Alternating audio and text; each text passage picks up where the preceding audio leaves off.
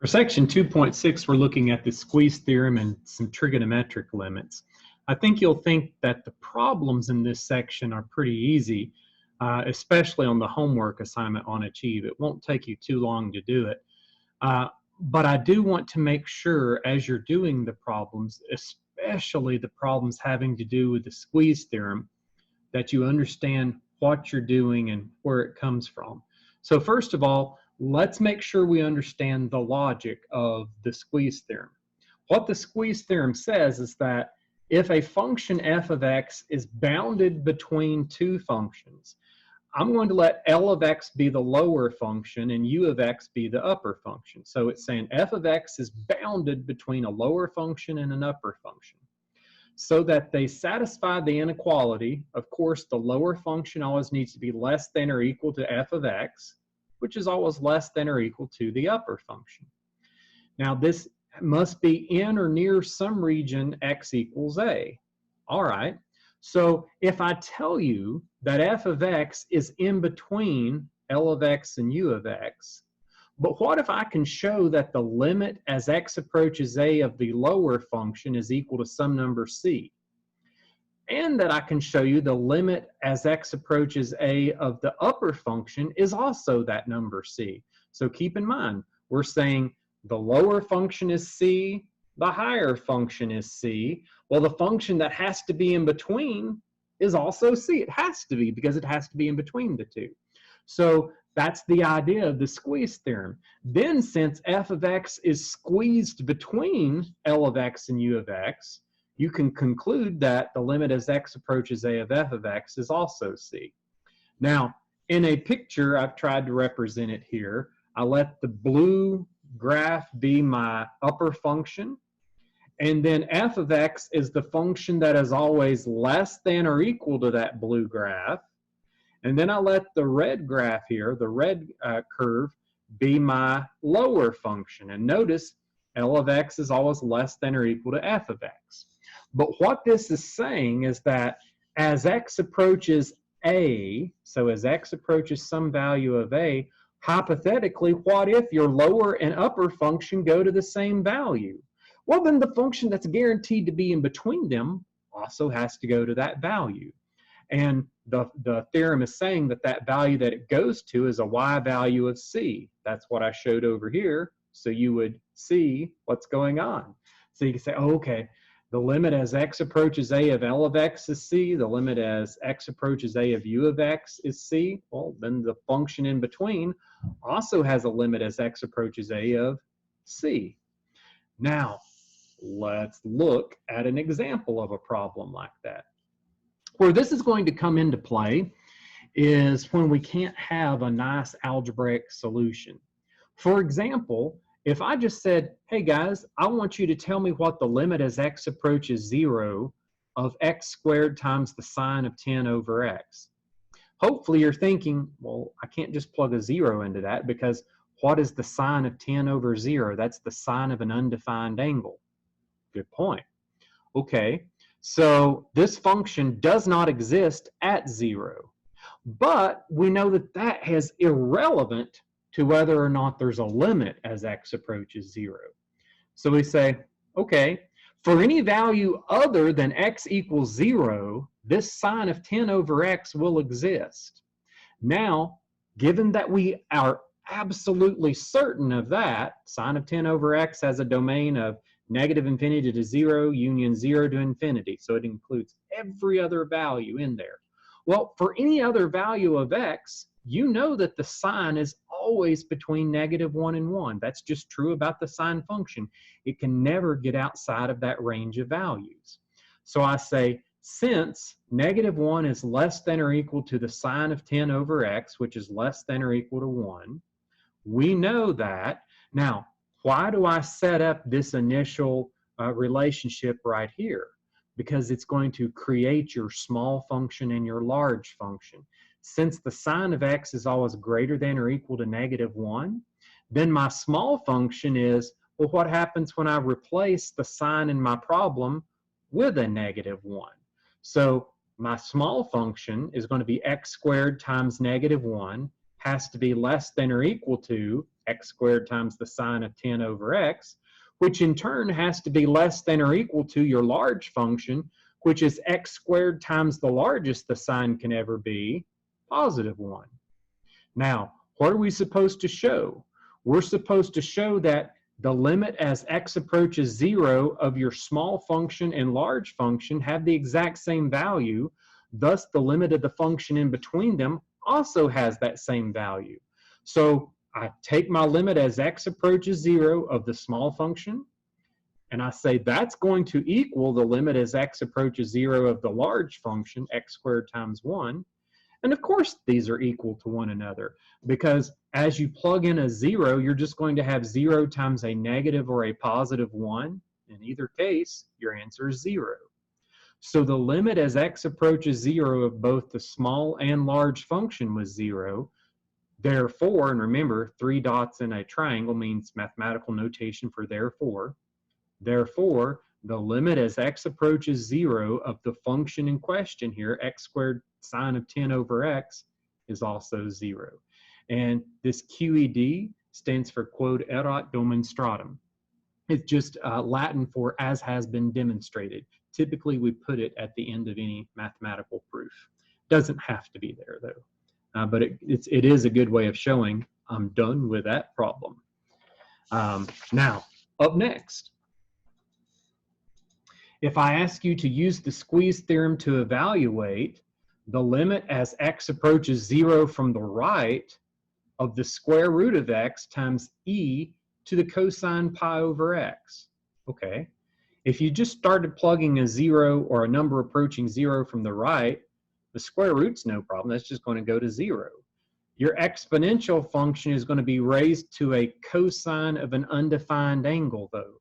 So you say, well, all right, this function is undefined at x equals 0. I can't just plug a 0 in up there.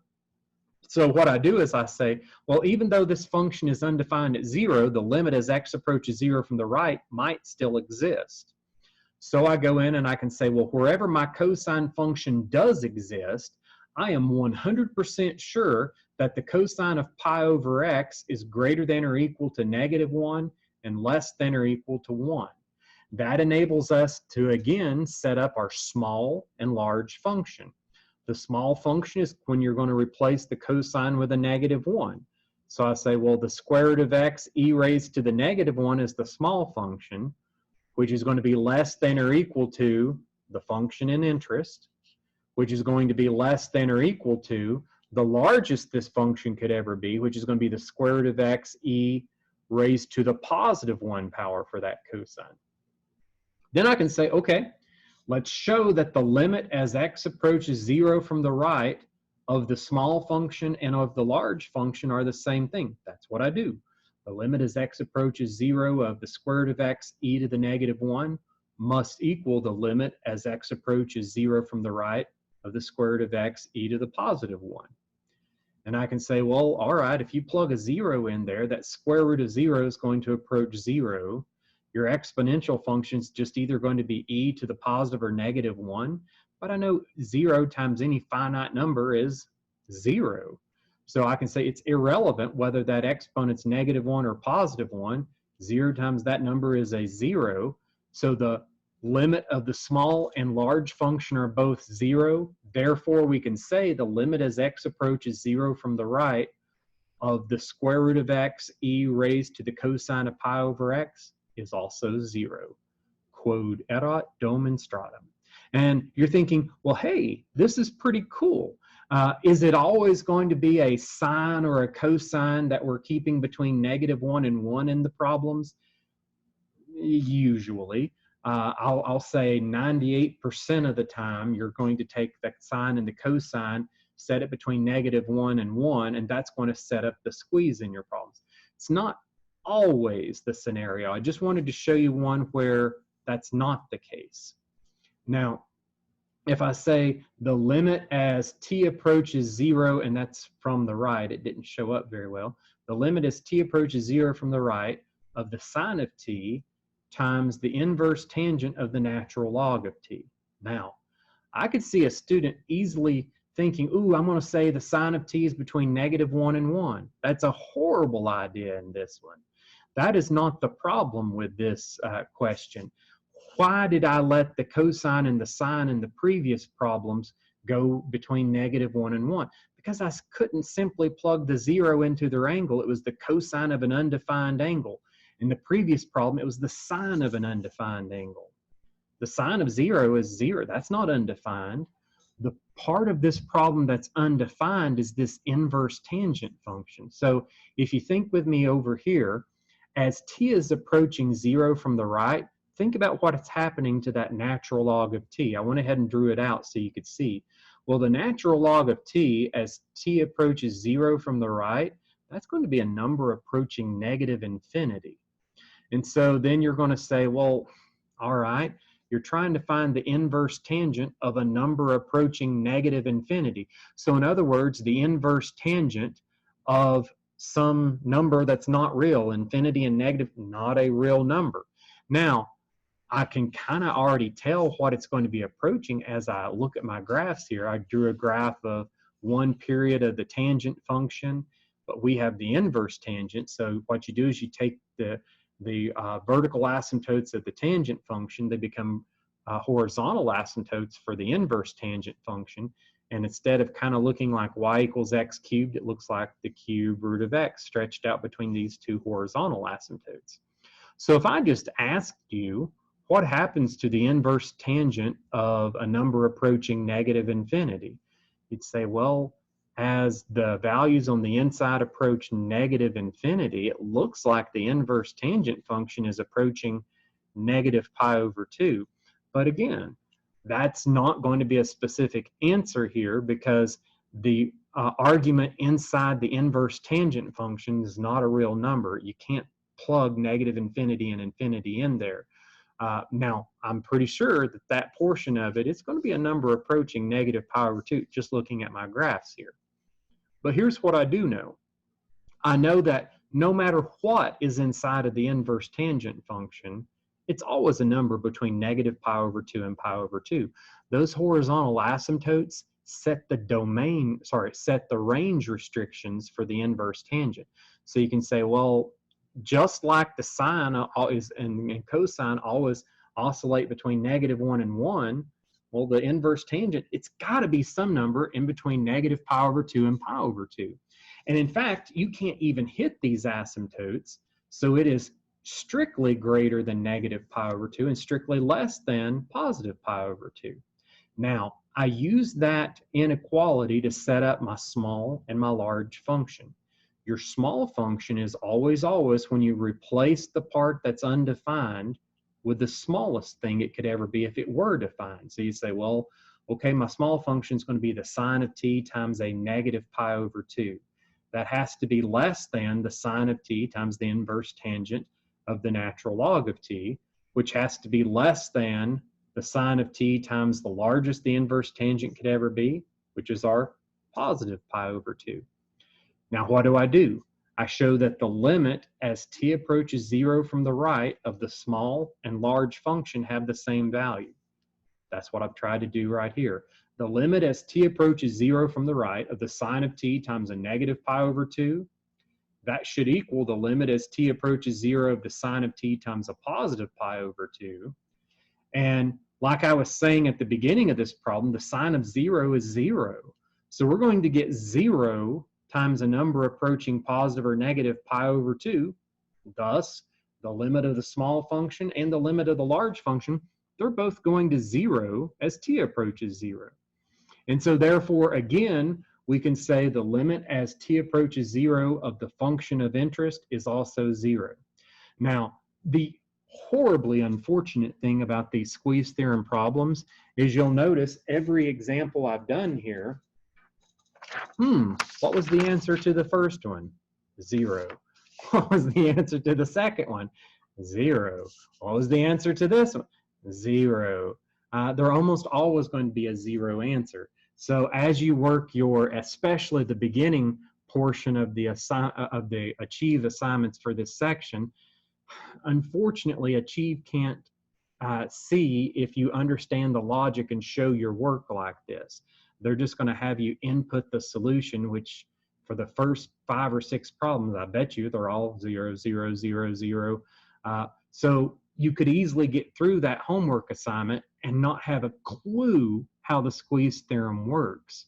So please make sure you do try to write out the steps of the proof and compare it against the work that I've done. Both I have written work posted online in a PDF scan, and I have a video of me working these problems. I need you to make sure that yours match up with mine. The reason is I probably will put a squeeze theorem problem on our first test, and I want to see that you can use the logic, that you set up the initial inequality, and then that initial inequality says, okay, this is the small function, this is the large function, the function we're trying to show is in between.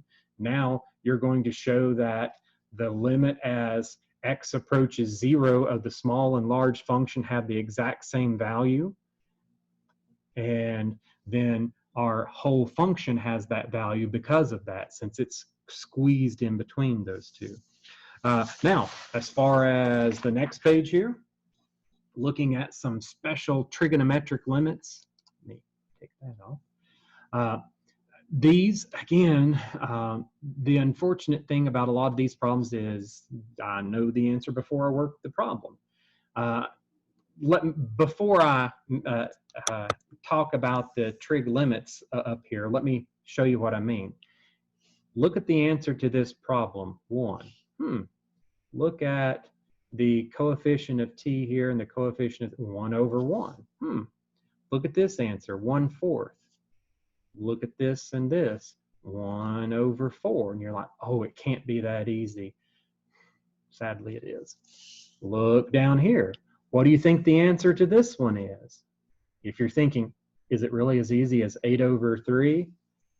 It is. You're like, oh, that's horrible, John. I know, it is. But again, I want to show why that works. Now, on something like this, if you just put the answer, I think I'm fine with it just because they are so easy. But I want you to understand where those answers come from. So 2 basic trigonometric limit definitions that I want you to know. And we did this one when we started off section 2.2.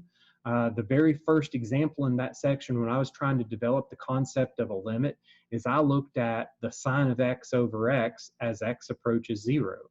Well, this is just replacing a theta for the x, and it says, well, the limit as theta approaches 0 of the sine of theta over theta is 1. And I think I just said the limit as x approaches 0 is 0. It was 1. Remember, it went up to like that, and you had the whole 0, 1. And then it went down on each side.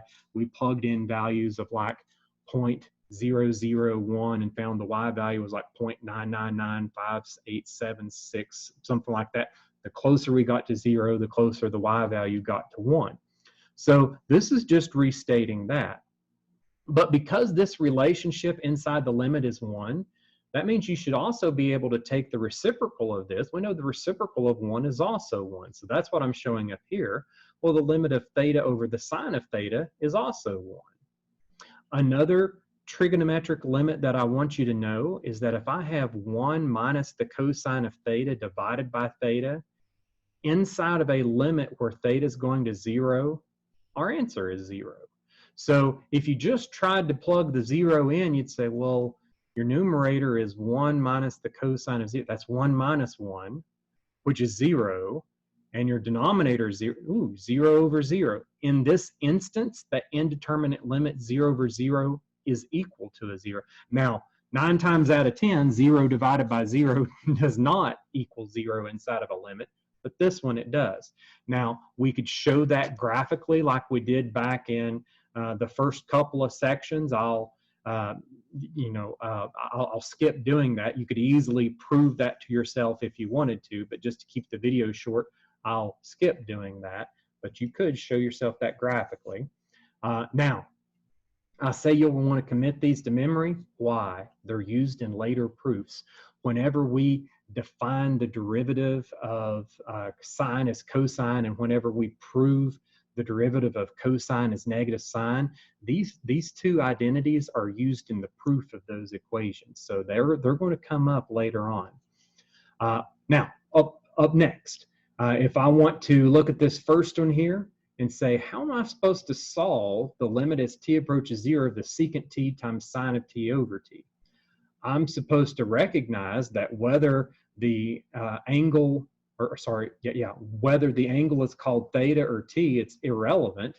I know that the second part of this, the sine of t over t inside of that limit as t approaches 0, is equal to 1. So I'm just going to separate that secant out in front of it. To make it a little bit easier to deal with, I'll call it 1 over the cosine. Now I can just plug in my value of t. Why? Because I know that the cosine of 0 is 1. So I can say, well, this is just going to be 1 over 1. I get a 1 for that. And by definition, the limit as t approaches 0, the sine of t over t is 1. So I get a big 1 times 1 is equal to 1. Woo! Now for the next one here, you have the sine of x over 4x. In order for this formula to work, whatever angle you see inside of your trigonometric function has to be in the other portion of the fraction. So I don't want to see a 4x down there. That's no big deal though, because I know that the sine of x over 4x is the same thing as the sine of x over x. And then that 4, I can just say, well, I'll multiply by 1/4 over here. If I were multiplying this back together, it would give me the sine of x over 4x. The reason it looks better like this is because now I can take the limit of that first part and get a 1. And then the second part doesn't have an x to worry about, so you just get your 1 times 1/4 for our answer of 1/4. When I have the sine of 8x over 3x, the way I'm thinking about that is, in order to eliminate that sine of 8x, I need to see an 8x underneath it. So what I did, and the reason part of this is in black and part of this is in red, in the initial fraction, I knew that that 3x wouldn't be helpful in the denominator. So I went ahead and said, let's move that to a separate fraction, and I'll put a 3x there. Now, in my denominator of the first fraction, I put an 8x. So I can say, well, all right, I'll have to cancel out that sine of 8x with a denominator of 8x. According to my formula, when I take the limit, that'll be equal to 1. Now I had times blank over 3x. Anytime I divide by 8x, I have to multiply by 8x somewhere. So I went ahead and said times 8x over here. And then just to show that this was another factor of 1, I said, well, in order to cancel out this 3x, I'd have to multiply by 3x in the numerator, which means I need to divide by 3x in the denominator somewhere. This just makes it to where now I can simplify each one out and say, well, the second one's just going to reduce down. 3x divided by 3x is 1. 8x over 3x reduces down to 8/3. Now take the limit as x approaches 0, and you have your 1 times 8/3 for your final answer of 8/3. The last one on the next page, again, pretty short. Pretty much as soon as you see the cosines in there, you should be thinking, oh, I bet this answer is 0. And it's going to be, because in that numerator, the cosine minus cosine squared, what I would do is I would factor a cosine out. And then you're going to be left with 1 minus cosine to the first over x inside of that limit. So that's going to give me the limit as x approaches 0. If that cosine is a factor in the numerator, I can go ahead and bring it down in front of the fraction. Sometimes I've seen students make a horrible mistake, and they'll say, well, when it comes down, why don't you put cosine over cosine? Because then it's a factor of 1. It's understood to be cosine over 1, not cosine over cosine. So I can say, all right, I brought my factor of cosine out in front times the entire fraction. Please notice, though, what we know that entire fraction is. 1 minus cosine theta over theta as theta approaches 0 is 0. So the limit as x approaches 0 of 1 minus cosine x over x is 0. And we have our 1 times 0 for our final answer of 0. Now will sum up the section 2.6 notes. For the main thing in this section is that squeeze theorem. Please make sure you understand the logic and the notations I used in that squeeze theorem. I think you should breeze through the homework problems in this section. Remember, I've worked them myself, so compare against what I've done, but also please let me know if you have any questions.